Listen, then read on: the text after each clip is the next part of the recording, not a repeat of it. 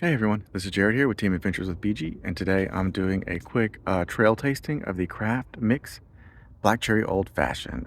So all you do is add 1 ounce of bourbon or your favorite liquor, 3 ounces of water, ice if you have it, in this packet. It's 25 calories, 5 grams of sugar. So real low calorie, great option. It can be made as a cocktail or a mocktail, so that way you can enjoy it on the trail or places that allow liquor. So let's get it open and see what it tastes like. Okay, I've got it mixed up. It has a red hue to it, so you can kind of see that cherry flavor. So let me give it a taste, and I'll let you know what it tastes like. I mean, it tastes like an old fashioned. It does have a hint of cherry. Maybe not as strong as if you added, macchiato cherries to it, but it's good. Old fashioned, tastes like a cherry. It's lightweight as powder, so all you got to do is bring bourbon if you want that, the mix. And you should already have water on your adventures. So pretty simple, tastes good, great option. So thanks for watching, and make sure you join me on my next adventure.